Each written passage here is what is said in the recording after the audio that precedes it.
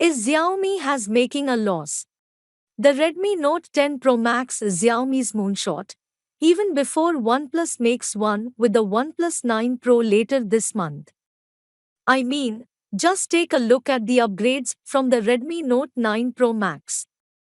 You now get a high refresh rate 120Hz Super AMOLED panel, a higher resolution 108 megapixel camera, a 5 megapixel macro with 2x telephoto capabilities, stereo speakers, high res audio support through the headphone jack, and a slimmer design despite the same battery size.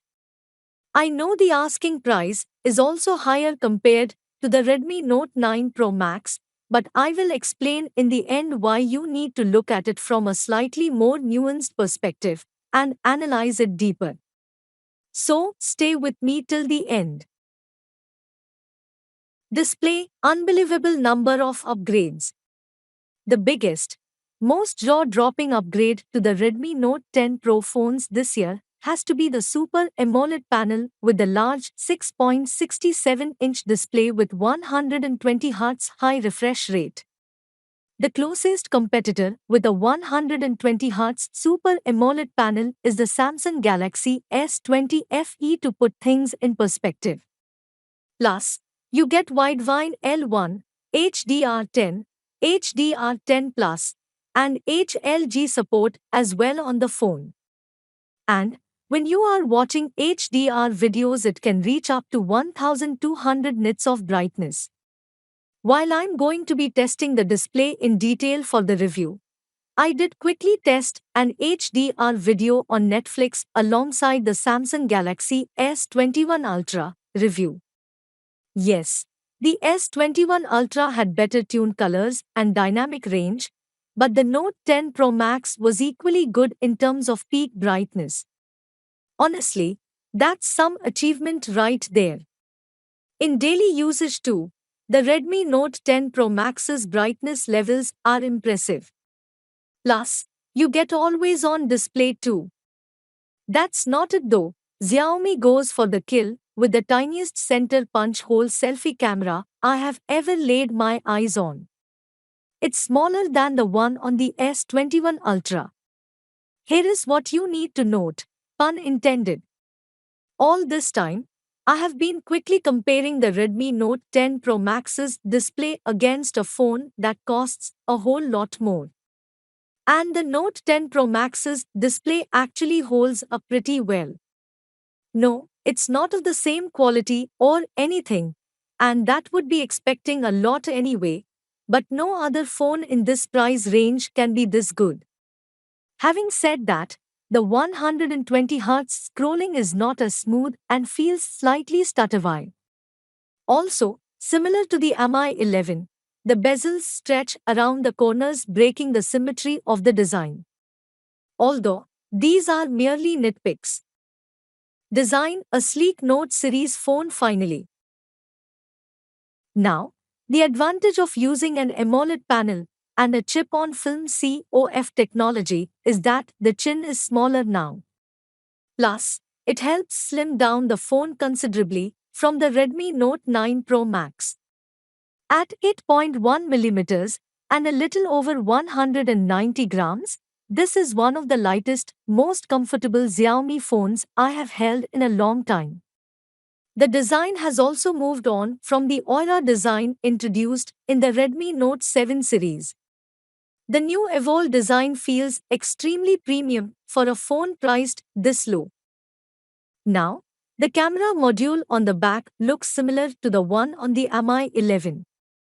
On the Note 10 Pro Max, it has a step module, which is also similar to what we saw on the Vivo X50 Pro.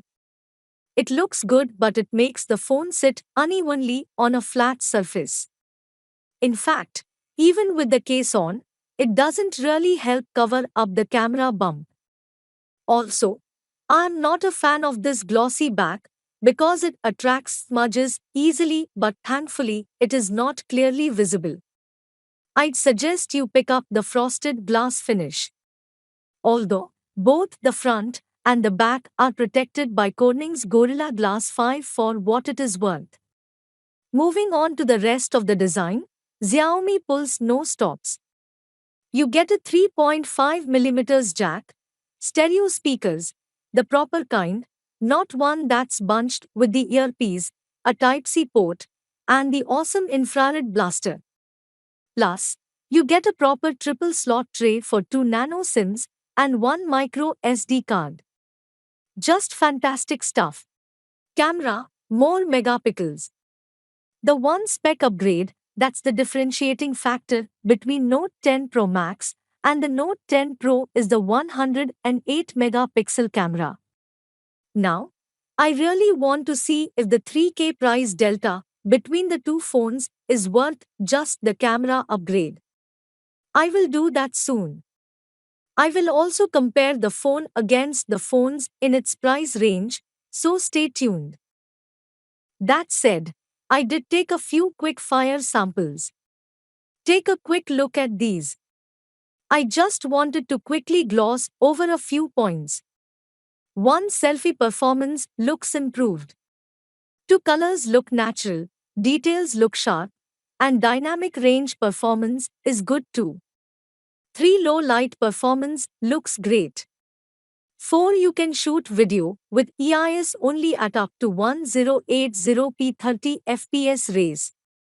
For 1080p 60 fps and 4K 30 fps modes, you'll 5. Have to live with no stabilization. You can zoom in from 1x to 2x in 0.1 increments on the super macro camera. The pictures look great too. The camera setup on the Note 10 Pro Max does look very promising, I must say. Performance, modest approach.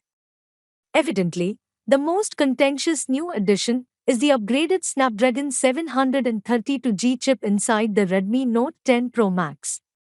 It is not the most powerful mid-range chip anymore and doesn't come with 5G support. I have had only limited time with the phone, so I will talk in detail about the performance and the 5G debacle in my full review. But for now, all I can tell you is the phone is as fast as the Poco X3, which also means that it is sometimes let down by the heavy-handed animations on MIUI 12. It is not the smoothest 120Hz display experience in daily usage. But then again, this is a phone that costs less than 20K. We can't expect the moon really.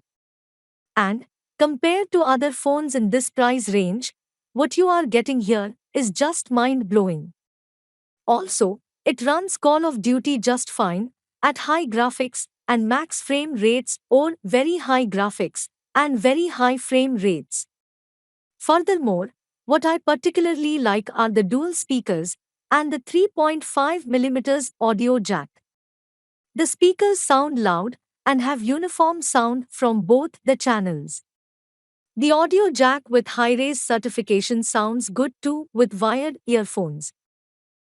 Software, right strides. The Redmi Note 10 Pro Max runs MIUI 12 based on Android 11. This is a feature-rich software with tons of animations sprinkled across the UI. While Xiaomi has indeed removed a lot of duplicate apps, for example, you only get a single browser in the form of Google Chrome, there are still a few third-party apps bundled like Facebook, Netflix, and LinkedIn. Does LinkedIn's inclusion have something to do with ex-Xiaomi employee Ankit Vingulekar moving to the company? I don't know. Anyway, more about the software in my full review. Closing thoughts on the Redmi Note 10 Pro Max. So, coming to my initial point about the bumped up pricing on the Note 10 Pro Max compared to the Redmi Note 9 Pro Max.